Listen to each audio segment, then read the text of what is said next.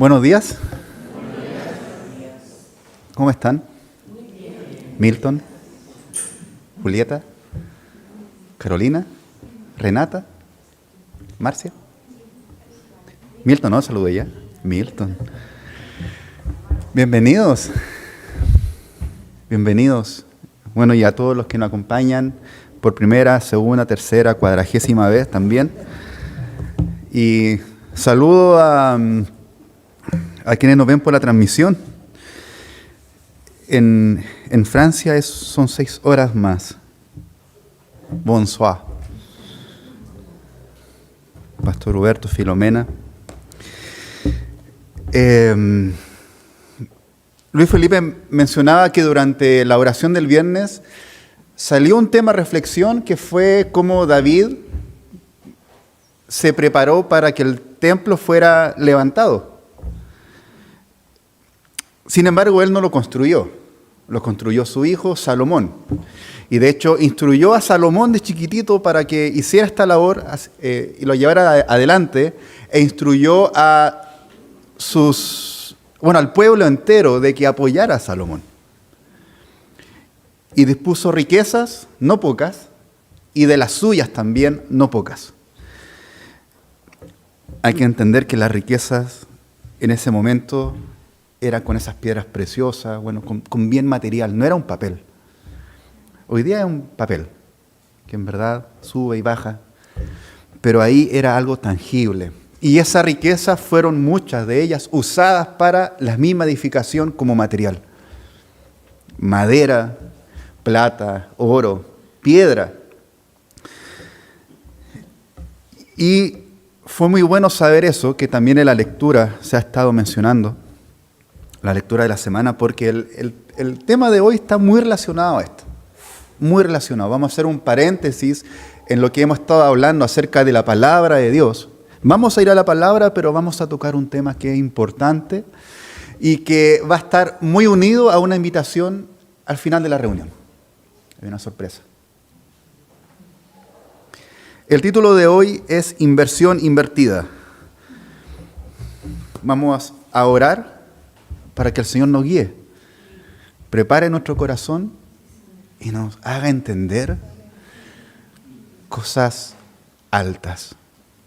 Amén. Bueno, Señor, te damos gracias, Padre Celestial. Buen Padre eres tú. En ti está toda la riqueza, Señor. Tú hablaste y todo se creó. El poder de tu palabra diseñó y construyó el oro, la plata, los diamantes, los árboles, todo recurso que nuestros ojos ven y has puesto en nuestras manos para administrar. Todo fue creado por tu palabra, Señor.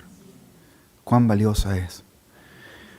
Gracias por este día, por estar acá, dispuestos a escucharte, a ser enseñados, Señor. Amén. Amén. Vamos a estar en el Evangelio de Lucas, entre el capítulo 18 y el capítulo 19. De ahí no nos vamos a mover mucho.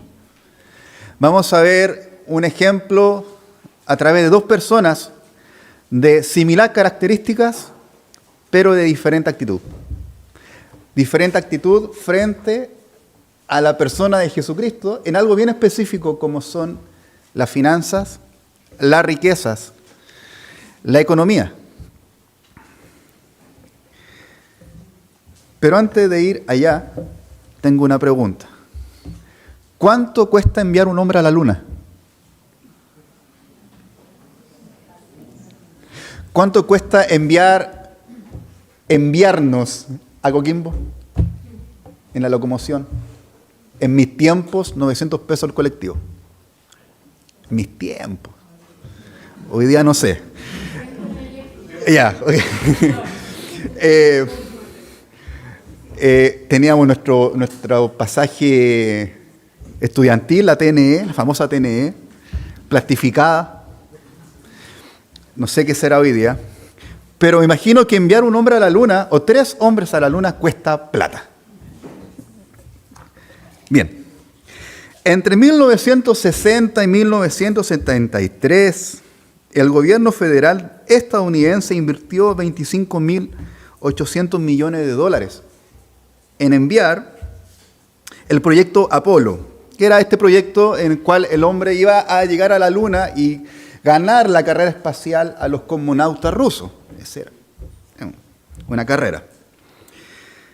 Bueno, en dólares actuales, eso equivale a 318.000 millones de dólares. Bueno, son cifras que son muy altas. Yo nunca he visto $1.000.000. Aún. Pero tendríamos que llevarlo a nuestra realidad. Bueno, $1.000.000 son aproximadamente 944 millones de pesos chilenos.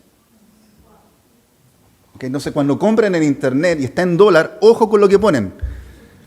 $1.000 no es 1.000 pesos. Mucho ojo ahí. En Chile hay aproximadamente 19.660.000 habitantes, según el último censo, aproximadamente. Eso quiere decir que cada chileno, si dividimos lo que costó el proyecto Apolo y esa plata destinamos a cada uno de los habitantes en Chile, recibiríamos 1.312 millones de dólares cada uno. ¿Eso a qué equivale en pesos chilenos? Atención, lo escribí porque decir cifras monumentales es enredado. Tengo un terror respecto a las cifras altas. 1.237.735.488.512 pesos chilenos. ¿Lo vuelvo a decir?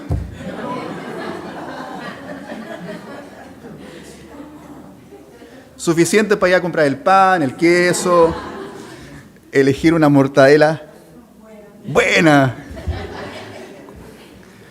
Bueno, pero aún así quedamos muy lejos de los casi 430 billones de dólares de Elon Musk. Pero aún así es plata. Yo no me quejo. Bueno, ¿conocen a Tompkins, quien fue este empresario que compró algunos terrenos en la Patagonia chilena? Compró 4,5 millones de hectáreas en la Patagonia chilena. Bueno, ahí se valorará si fue bueno o malo, pero lo compró. Y él tenía una fortuna de cerca de 250 millones de dólares. Entonces, lo que recibiría cada chileno supera por mucho a la fortuna que este hombre tenía. Por tanto, ¿en qué podríamos invertir? ¿Quién de acá, con esa fortuna, la dispondría para enviar a un hombre a la luna? Toda. ¿Cuánta de mi fortuna pondría para enviar a un hombre a hablar de Jesucristo? Porque si bien enviar a un hombre a la luna tiene provecho científico, yo creo que acerca más al hombre a Dios, porque de alguna manera queda demostrada que la creación es inmensa y se necesita tantos millones de dólares para enviar en el tramo más pequeño que tenemos en el espacio. Pero la repercusión en que un hombre vaya a predicar el Evangelio a un terreno desconocido probablemente es más rico para el reino de Dios que enviar a un hombre a saberse que está solo en la luna. ¿A quién le predica? Sin embargo, yo sé que hay algunos astronautas que reconocieron al Señor en esa supuesta soledad. ¿Cuánta de mi riqueza estoy disponiendo para este propósito? Para enviar a alguien a que haga lo que yo hoy día no puedo hacer.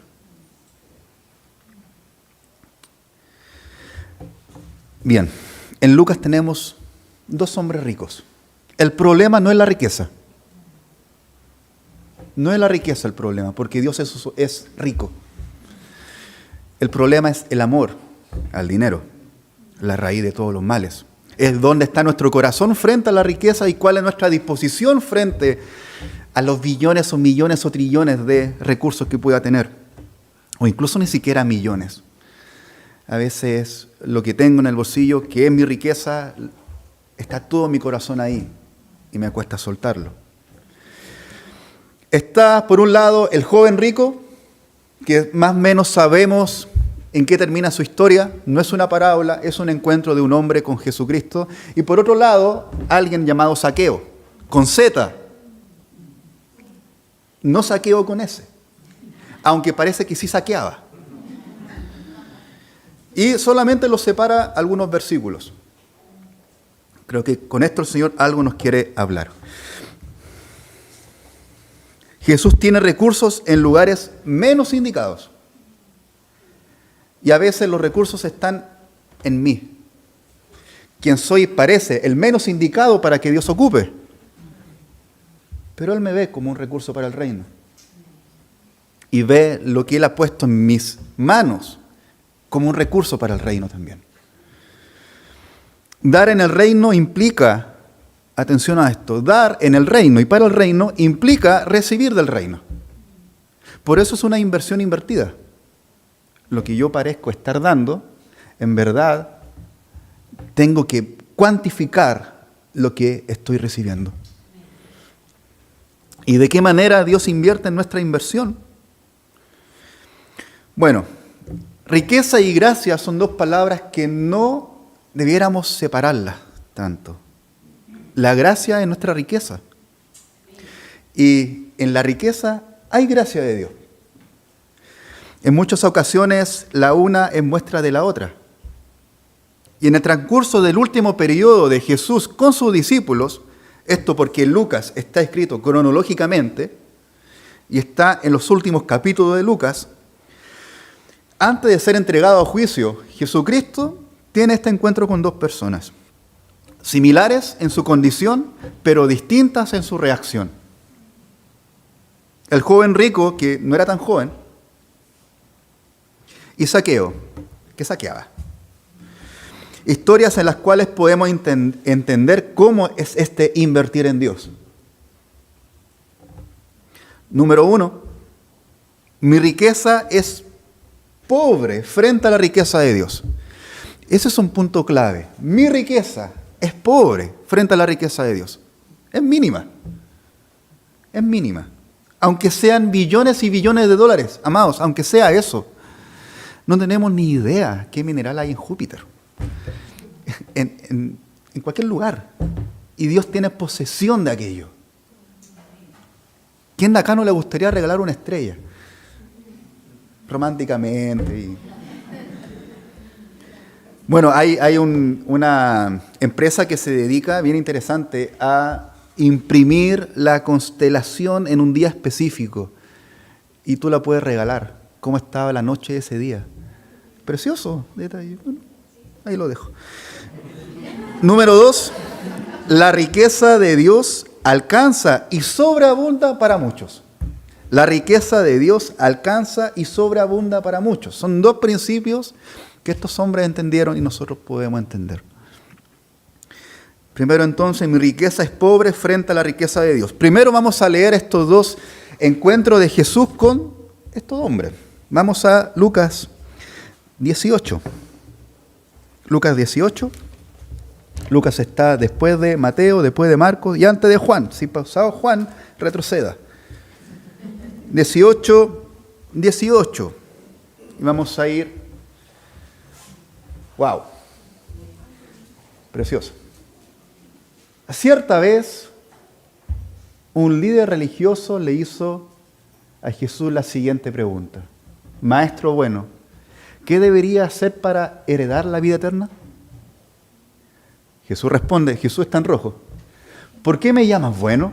Le preguntó Jesús. Solo Dios es verdaderamente bueno. Pero para contestar a tu pregunta, tú conoces los mandamientos. No cometas adulterio, no cometas asesinato, no robes, no des falso testimonio, honra a tu padre y a tu madre.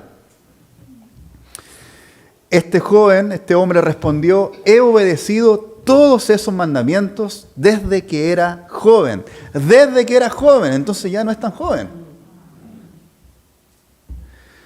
Vamos llegando, bien. Cuando Jesús oyó su respuesta, le dijo, hay una cosa que todavía no has hecho. Vende todas tus posesiones y entrega el dinero a los pobres y tendrás tesoro en el cielo. Después, ven y sígueme. Cuando el hombre oyó esto, se puso triste.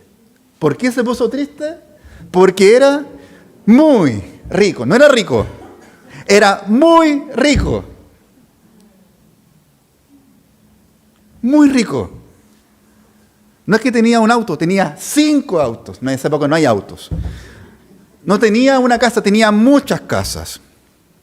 O sea, tenía mucho realmente este hombre. Jesús lo vio y dijo, qué difícil es para los ricos entrar en el reino de Dios. Qué difícil es. De hecho, es más fácil que un camello pase por el ojo de una aguja que un rico entre en el reino de Dios.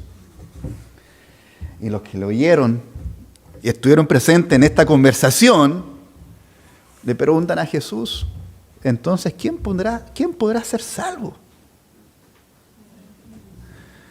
Y él contestó, lo que es imposible para los seres humanos es posible para Dios. Hasta ahí.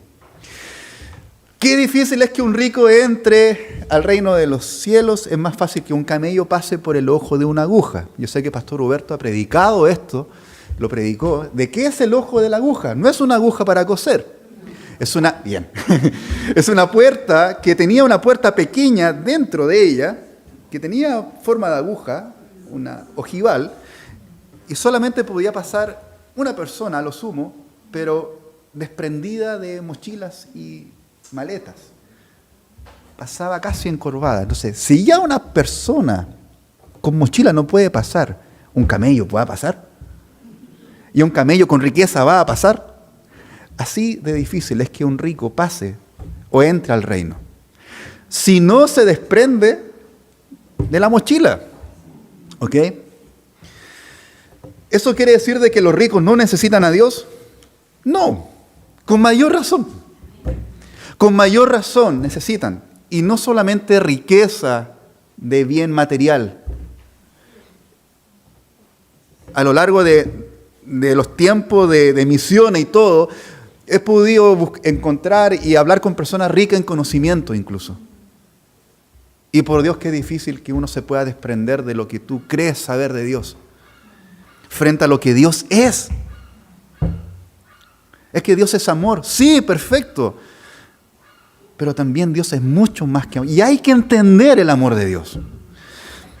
No solamente riqueza de bien, aunque este hombre, su riqueza eran bienes materiales. Vamos un poco más adelante, en Lucas 19. Aquí viene otra historia.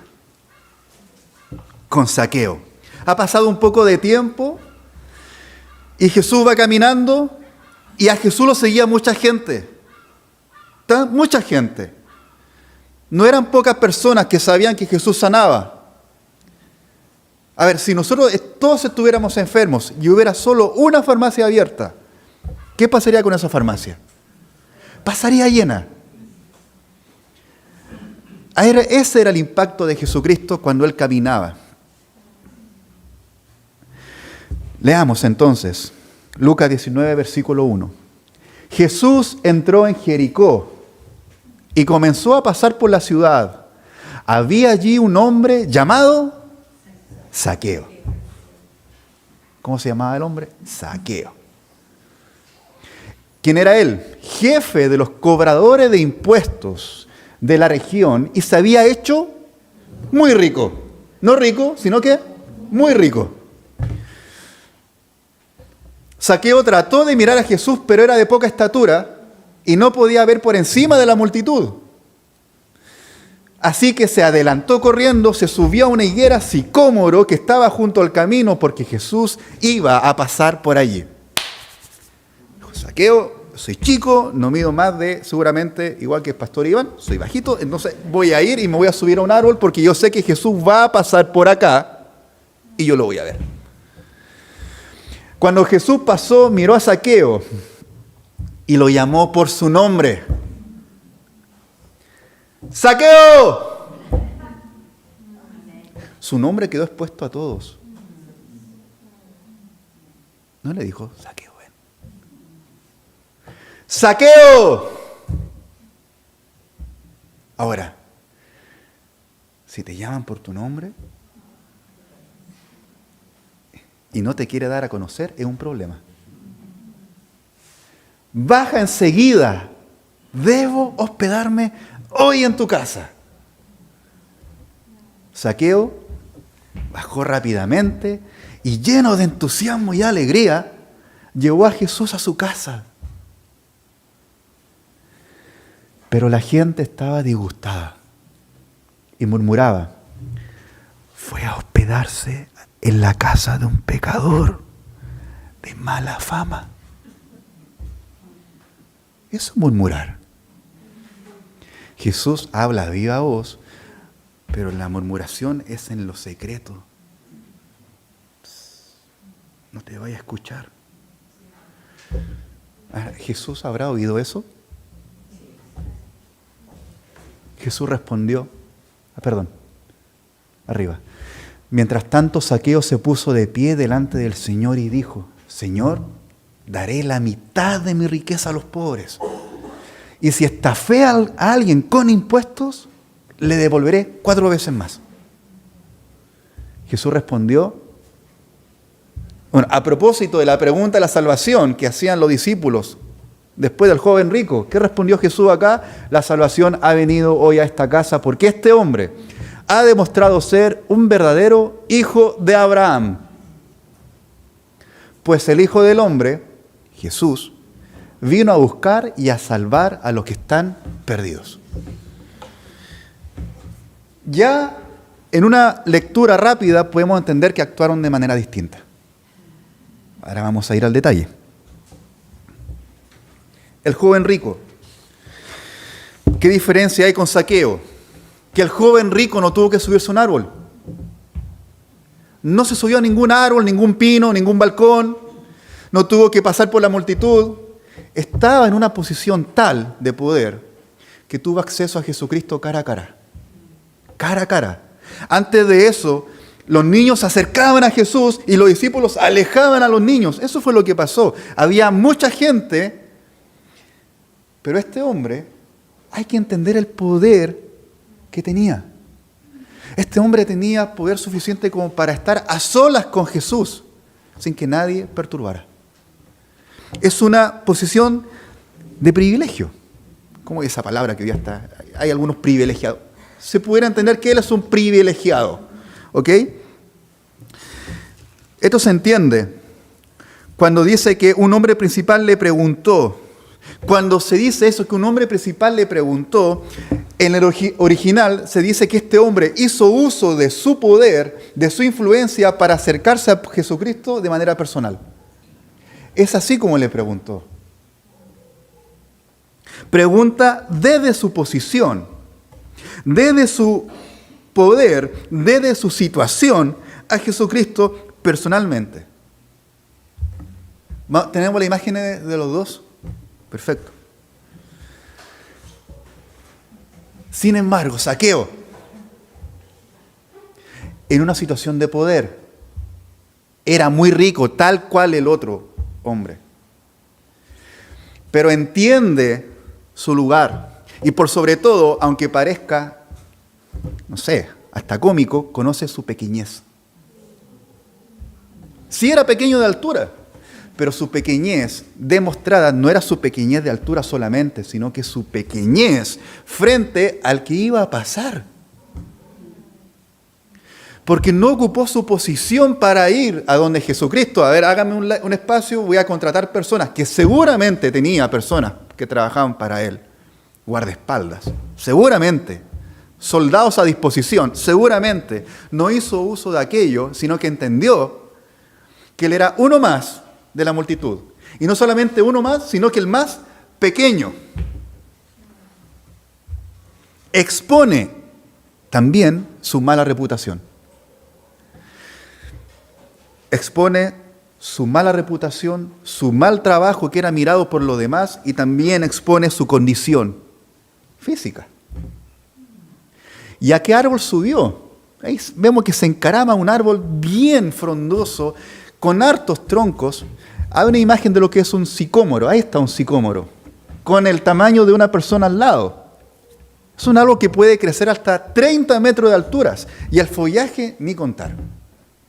Ahora, para subirse ahí, tiene que tener ganas. Algo tiene que motivarte para subir ahí. Tú no te subes a un árbol porque sí. Espero. No te subes a un árbol porque te da las ganas de subir el árbol. Menos a un árbol que por debajo es así. O sea, ¿cómo vas a quedar después de encaramarte a ese árbol? Sucio. El fruto que da el sicómoro es una especie de higo que se parece a la mora. ¿Se han pegado mora al cuerpo? ¿Te has ensuciado con mora? ¿Con mermelada de mora? ¿Es difícil que salga? Muy difícil. Y este hombre, distinguido, Zaqueo, fue rápido a un árbol, se subió. Tan solo imaginémonos cómo quedó. Porque este árbol no tiene su fruto en las ramas más delgadas, sino que en el tronco. Y se sube, pasa por todo aquello y llega a una rama. No se presentó de la mejor forma a Jesucristo. Seguramente le colgaban los pedazos de higo. Olía a higo. La fruta caliente igual no tiene buen olor. Y estaba con ese. Estaba así, Zaqueo. Volvamos a la foto anterior, por favor. El joven rico dice que desde joven guarda hacer el bien. Y dice, ok, yo hago todo esto. Desde joven hace su bien. Yo he cumplido con cada uno de estos mandamientos, Señor. Desde que soy chiquitito le hago caso a mis papás. No he robado un peso a nadie. Es decir, mi riqueza es lícita. Mi posición no la hice con malversación de dinero. No he defraudado a nadie. De hecho, era seguramente un fariseo o alguien en torno a lo religioso. Y no le iba mal a este hombre. Y era muy rico.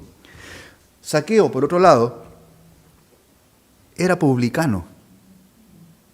Un publicano en la época es lo que nosotros hoy día podríamos pensar, que se entienda bien, un capitalista que ha hecho usufructo de personas y ha hecho su riqueza y ha hecho pobres a otros haciendo mal.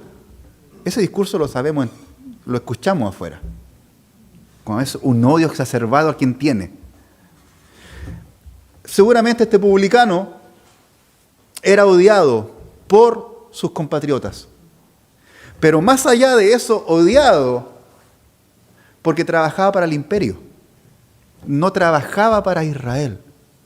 Cobraba a Israel para entregarle el dinero al imperio. Pero aparte de eso, embaucaba al imperio y embaucaba a las personas que debía cobrar.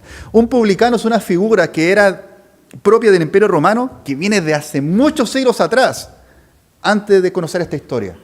Un publicano era alguien que se le entregaba la concesión, el permiso del imperio para cobrar impuestos, o para construir carreteras, para construir bienes. Era un banco. Era un banco para el imperio y para las personas que querían trabajar para el imperio o eran cobradas por el imperio con impuestos. Entonces este hombre, en posición de poder, decía, esta es la mía, entonces puedo manejar las cifras y puedo decir al Estado que me están pagando 1.000 cuando en verdad compré 2.000.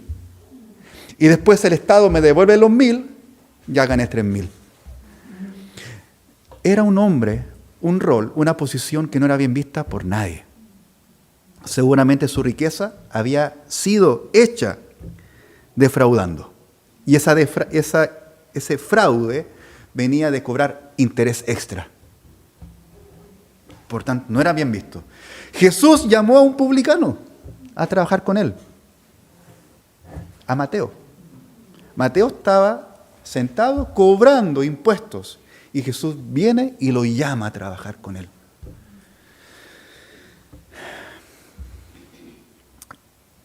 Y este hombre, al subirse a este árbol, se expone. Yo creo que era conocido por todos. ¿Conocen a Zaqueo? Sí, uy, me cobró tanto. Está arriba del árbol.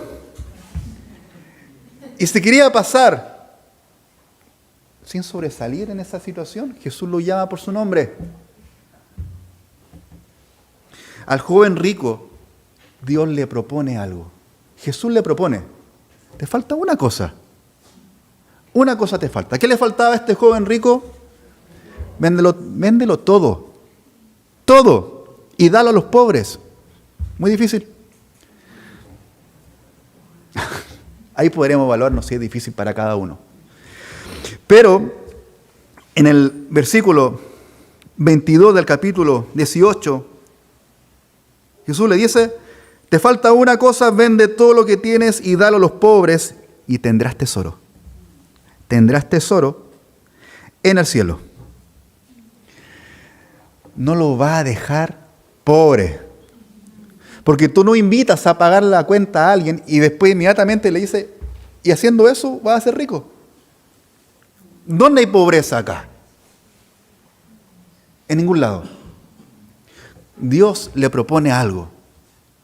Da tu riqueza, porque mi riqueza es más. Da tu riqueza y va a tener riqueza en el cielo. Zaqueo, por otro lado, le propone a Jesucristo. Se puso de pie, la mitad de mis bienes doy a los pobres. Al joven rico le pidió el total. Zaqueo propuso, ¿será entonces que hay que proponer la mitad? Yo creo que no. Porque después Zaqueo dice, y si a alguien le he defraudado, le pago 4 veces. O sea, si ya se le quedó con la mitad, esa mitad difícilmente iba a costear lo que debía. Jesús entiende que esa mitad que está proponiendo Zaqueo no es para que Zaqueo retenga la otra. Y de hecho, eso de devolver 4 veces era un castigo legal del Imperio Romano a los publicanos que hacían malversación. Pero eso hasta el año 70 a.C. De ahí en adelante cambiaron las formas. Y Zaqueo, yo creo que entendía su función, recordó este castigo legal. Jesús, te pago 4 veces. Le pago 4 veces a quien defraudé. Lo hago, ningún problema. Y de hecho muchos publicanos que eran castigados de esa manera por un juicio, por un juez, de devolver 4 veces, hacían todas las artimañas y devolvían solo la mitad. Porque eran funcionarios del Estado romano. Zaqueo en ningún momento dijo, a ver, y mira, 4 veces, pero si se demuestra lo contrario, te devuelvo 2. Y esa palabra defraudar es bien interesante. Bueno, sicómoro es un árbol de higo, de un higo distintos. Sicomaraya se llama el árbol. Y cuando habla la palabra defraudar, Zaqueo, la palabra es psicofanteo. ¿Qué significaba psicofanteo? Defraudar. Era un dicho propio de Israel que era un informante de higos. Sí, ahora, este informante de higos era alguien que tenía información privilegiada y entonces defraudaba. Hoy día eso está penado por la ley. Hacer uso de información privilegiada para hacer negocios. Eso es lo que hacía este hombre. Entonces es interesante porque quienes hacían esto, quienes practicaban, se le decía informante de higos. ¿Y a dónde se subió? A un árbol de higo. Se expone totalmente este hombre. Yo soy aquel informante de higos. Hola, soy Zaqueo. Pero no me importa porque va a pasar por acá Jesús. Usaba seguramente, y lo hizo, información privilegiada para defraudar y estafar a personas. Sin embargo, le propuso a Jesucristo. Entendía que su riqueza era nada. Y aparte Jesucristo hace algo interesante. Baja, que hoy día voy a estar en tu casa. Y esa palabra de ir a pasar a tu casa no fue un pasar como quien va a una posada en el camino se come un huevo frito. Va a morar en la casa de Zaqueo. Esa palabra de voy a entrar en tu casa es la palabra que ocupa Jesús cuando enseña que el Espíritu Santo viene a morar en nosotros. Jesús iba a morar en la casa de Zaqueo. Seguramente Jesús se iba a ir, pero esa casa no iba a quedar igual. Y Zaqueo, ningún problema. Y recibir a Jesús seguramente significaba recibir a los 12 y a esos con su esposa y seguramente con sus vecinos y toda persona que quería estar con Jesús. Zaqueo abrió las puertas de su casa. Entendía que lo que Jesús venía a entregarle no se comparaba a lo que él podía devolver a los pobres. Segundo punto. La riqueza de Dios alcanza y sobreabunda para muchos. Para el joven rico, cuando Dios le propone esto, cuando Jesús le dice, véndelo todo, seguramente vio su riqueza disminuir hasta quedar en cero. La riqueza para este joven se iba a terminar. Eso lo entristeció. Tremendo. Me entristece que lo que tengo hoy día se me termine. En otro pasaje Jesús enseña acerca de la provisión y dice, ¿vieron cómo se visten los pajaritos? Las flores. O sea, no hicieron nada para vestirse así y yo los visto así. ¿Cuánto más ustedes? ¿Cuánto más va a haber provisión mía para ustedes? Si entendemos cuál es la magnitud de la riqueza de Dios, entonces no va a faltar en la casa. Cuando Jesucristo me invite a dar, o bien cuando Jesucristo me dé a entender que debo dar, como este Zaqueo, va a poder dar en libertad. Porque la riqueza no va a acabarse. Este joven vio todo lo que tenía y se imaginó, creo yo, cómo todo eso se vendía y ese dinero se iba a otro. Y se fue triste. Zaqueo, por otro lado, da esa mitad. Y vuelvo a decir, no solo la mitad, sino que lo que le quedó no le iba a bastar para restituir. Y tengamos por claro, yo creo que restituyó. Devolvió. ¿Qué habrá sido de Zaqueo? No sabemos. Sí sabemos que Jesús habló en su casa y dijo que la salvación llegó a esa casa porque este varón es un verdadero hijo de Abraham. Reconoció algo en él y con eso nos debiéramos quedar. Ahí está toda la riqueza de Zaqueo. Toda la riqueza que Jesús nos diga que somos hijos.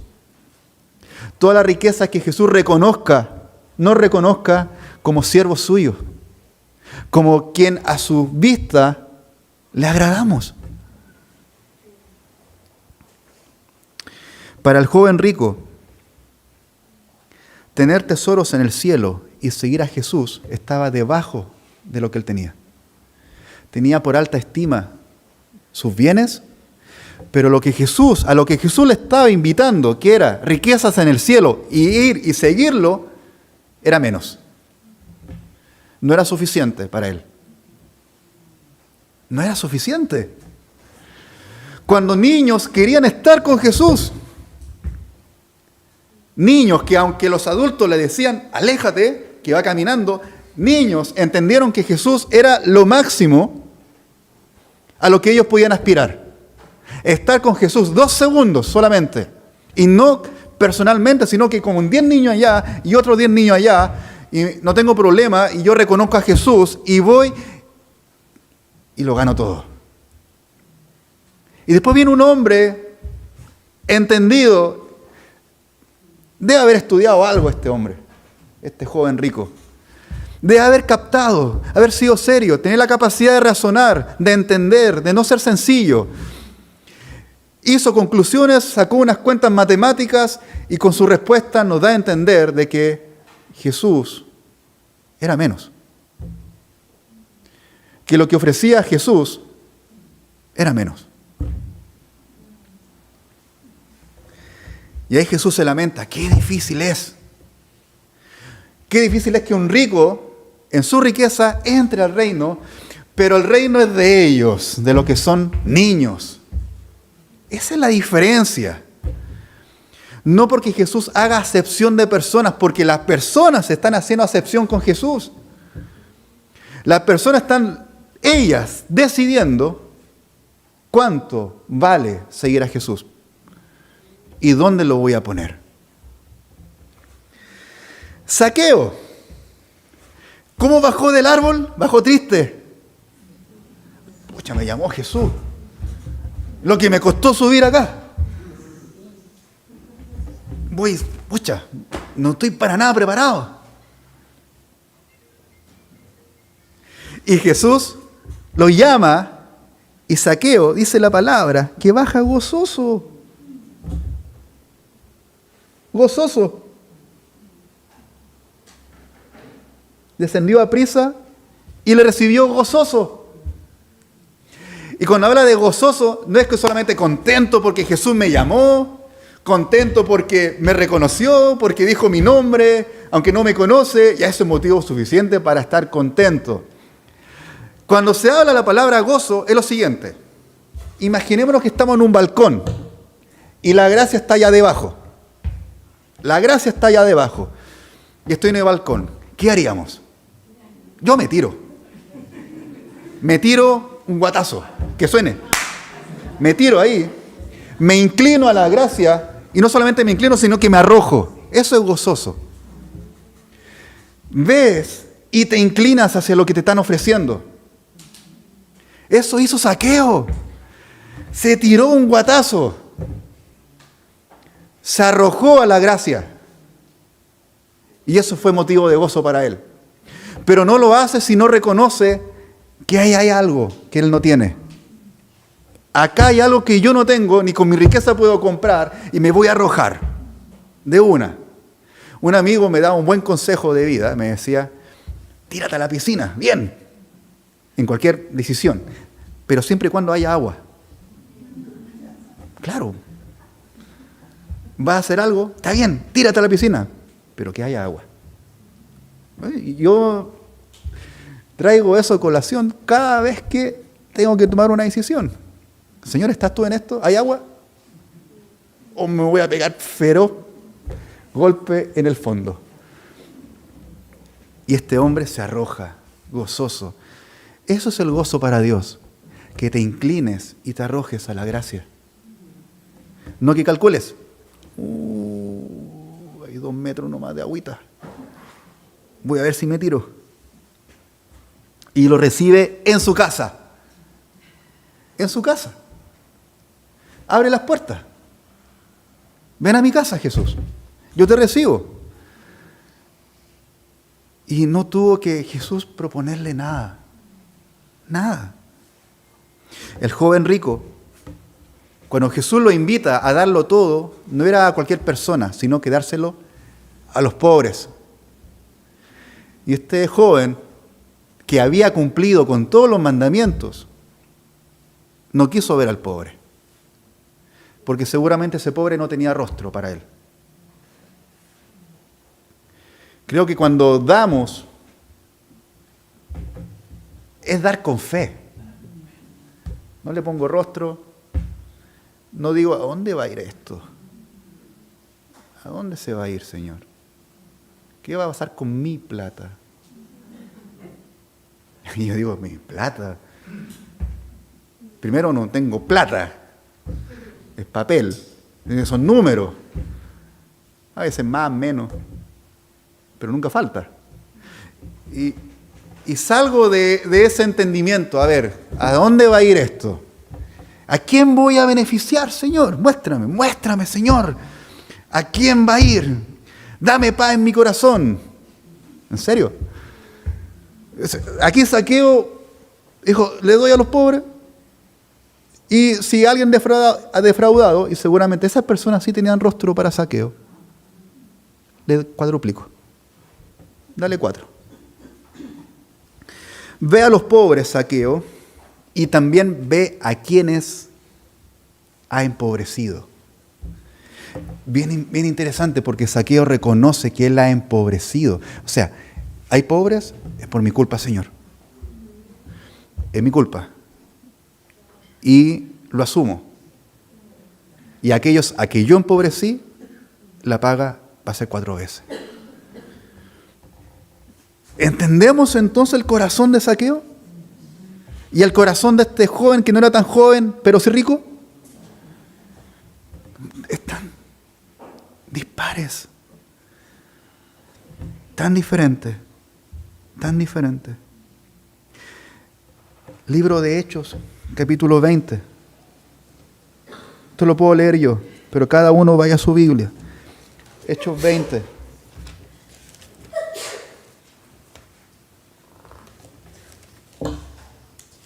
En el libro de Hechos, a partir del capítulo 9, es la historia de Pablo, de sus viajes. En Hechos 20 entonces está Pablo relatando y hablando. Versículo 32. Y ahora, hermanos, os encomiendo a Dios y a la palabra de su gracia, que tiene poder para sobreedificarlos y darles herencia con todos los santificados. Dios tiene poder suficiente para darles a ustedes herencia. Y a Él los encomiendo, dice el apóstol. Versículo 33. Ni plata, ni oro, ni vestido de nadie he codiciado. No he codiciado eso, dice el apóstol. Antes ustedes saben que para lo que me ha sido necesario a mí y a los que están conmigo, estas manos me han servido. En todo les he enseñado que, trabajando así, se debe ayudar a los necesitados. Y recordar las palabras de Jesús, que dijo: más bienaventurado es dar que recibir. Dar que recibir. ¿Acaso el apóstol Pablo no recibió? Claro que recibió. Porque hermanos entendieron que era importante dar que recibir. Y ese dar, algunos, en el libro de Hechos, entendemos que dieron de sobremanera. Hoy día puedo dar 10, pero voy a dar 20. Y el apóstol Pablo, dentro de uno de sus viajes misioneros, viajó por las ciudades recaudando fondos para enviarlos y llevarlos personalmente a Jerusalén, porque había una sequía. Y algunos dieron más. Algunos dieron más. Y el primero que dio fue el apóstol Pablo. Porque no solo dio de sus bienes, se dio él. Se dio él. Nadie le dijo: Pablo, anda a un viaje tipo Teletón, recauda fondos y tráelos. Nadie, sino que Dios. Dios puso eso en el corazón de Pablo. Y haciendo la obra de Dios, recaudaba para los demás, estando él seguramente en necesidad. Mejor es dar que recibir, amados. Y con esto voy terminando. Y vamos a ir preparando una sorpresa. Hoy día Dios ha puesto frente a nosotros riquezas. Riquezas. Para esa viuda, su riqueza eran 2 monedas. Para otros, la riqueza son 100 monedas. 30 monedas. Pero hay riqueza. ¿Se acuerdan que cuando Israel sale de Egipto, no tenían qué comer y Dios le provee de un alimento que bajaba del cielo, que parecía hojuela y se llamaba maná? Y le decía: no guarden para mañana, porque mañana ¿qué va a caer? Maná. El 6º día guarden, porque el 7º no va a haber. Guarda el doble. Y si yo guardaba ese maná, si alguien guardaba ese maná se echaba a perder. La provisión de Dios no es solo hoy, amados. Y por todo también no es solo para nosotros. Nuestra iglesia tiene obra. Tiene obra. Están los alfolíes acá. Yo no necesito ver en qué va, a qué va ese dinero. Porque Dios ya me ha mostrado que a mí no me va a faltar. Yo no veo para dónde va, porque no sé de dónde viene lo otro. Dios provee en mi casa. Dios provee en la iglesia. Pero Dios provee al que da. Porque es un principio. Y si en algún momento yo no he sido enseñado en dar, como a este joven rico, Dios es suficientemente bueno y cercano como para enseñar. De que todo lo que tú has poseído o has tenido en tus manos es porque ha venido de Él. Ha venido de Él. Amén.